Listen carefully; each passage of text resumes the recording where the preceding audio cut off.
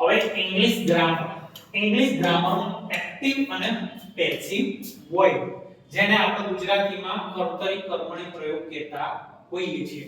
હવે એમાં હકાર, નકાર અને પ્રશ્ન જેને પોઝિટિવ, નેગેટિવ અને ઇન્ટ્રોગેટિવ આમાં એક્ટિવ માંથી પેસિવ કરવું હોય તો કેવી રીતે થાય? ખાસ એમાં એક એક્ટિવ ની વાક્ય રચના છે subject plus verb plus object plus અધર વર્બ. આ સિમ્પલ છે. અને પેસિવ છે ને એમાં શું આવશે? ઓબ્જેક્ટ છે એ આગળ આવી જશે. ઓબ્જેક્ટ પ્લસ ટુ બી નું રૂપ. ટુ બી એટલે કયા?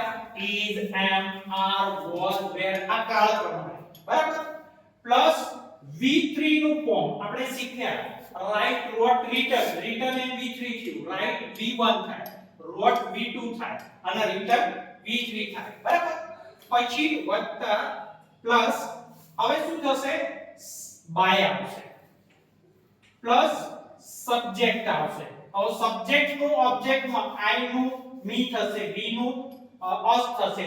એવી જ રીતે આપણે નામ હોય તો એનું એ જ આવશે. બાકી I ની V U હશે તો એનો સામેની જેમ ફેરફાર થશે.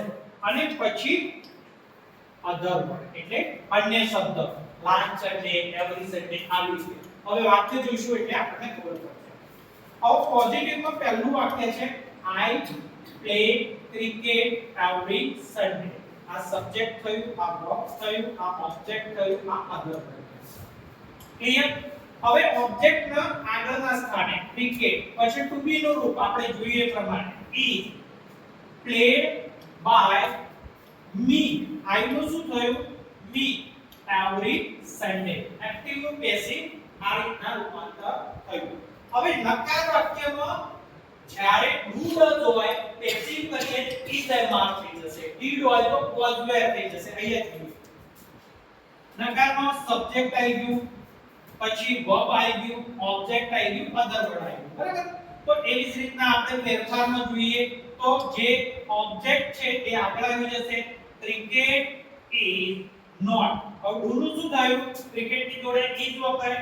is not. હવે પ્લે નું P3 આપણે વાપર્યું. પ્લે પછી by પછી I નું શું થઈ ગયું? me every Sunday. આ પેસિવ વોઇસ થયું. ક્લિયર? પછી પ્રશ્નાર્થ વાક્ય જેને ઇન્ટ્રોગેટિવ કહેવામાં આવે છે. ઇન્ટ્રોગેટિવ માં સૌથી પહેલા શું કરવાનું?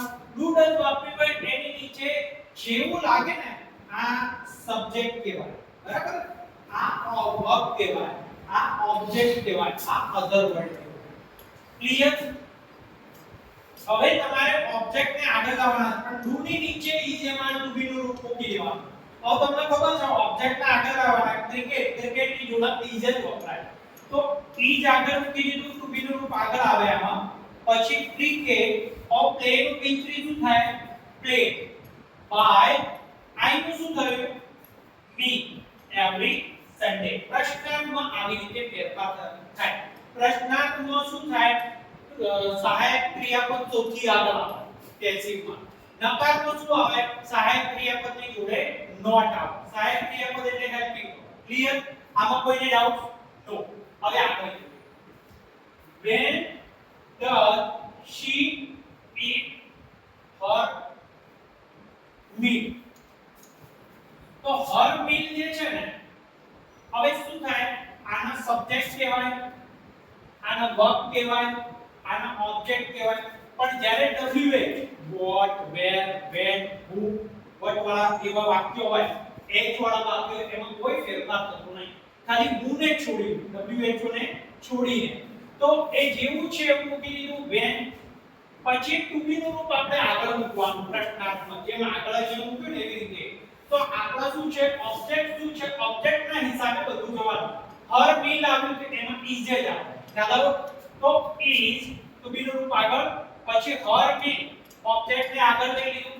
પછી શું આવશે? સીધું V3 આવશે. it નું શું થશે? eaten. eaten by હવે અહીંયા she વાપર્યું છે, અહીંયા she વાપર્યું છે, તો હવે she નું આપણે શું વપરાશે અહીંયા અને પાછળ પ્રશ્નાર્થ ચિહ્ન મૂકવાનું ભૂલવાનું નહીં. એવી જ રીતે who માં drinks coffee verb અને object છે. ચાલો હવે object ને આપણે આગળ લેવાનો છે પણ who નું પહેલા by whom કરી દેવાનું. who હોય ને wh હોય તો હંમેશા by whom જ આવે. who by whom પછી આવે to be do is બરાબર, પછી coffee એટલે આપણે object ને આગળ લઈ ગયા coffee. હવે drink drank અને drunk v3 શું થાય drunk અને પ્રશ્નાર્થ ચિહ્ન. આ હતી આ કયો કાળ છે સિમ્પલ પ્રેઝન્ટ ટેન્સ સાદા વર્તમાન કાળમાં હકાર નકાર અને પ્રશ્નાર્થ એક્ટિવ માંથી પેસિવ કેવી રીતે ફેરવાય એ આ એની વાક્ય રચના છે. હવે બનાવવું છે જો સબ્જેક્ટ માં આઈ આવેલું હોય તો આપણે ઓબ્જેક્ટ માં આગળ જ્યારે ઓબ્જેક્ટ માં મૂકીએ ત્યારે મી થઈ જશે, વી હોય તો અસ થઈ જશે, યુ હોય તો યુ થઈ જશે, ઈ હોય તો હી, શી હોય તો હર, ઇટ હોય તો ઇટ અને દે હોય તો ધેમ. આવી રીતે કેવી રીતે આઈ હોય તો અહીંયા મી થઈ ગયું, આઈ હોય તો અહીંયા મી થઈ ગયું. ક્લિયર? આ હતું એક્ટિવ પેસિવ વોઇસ. તો આ જ રીતના આપણે આગળ ચાલો બીજા જોઈએ.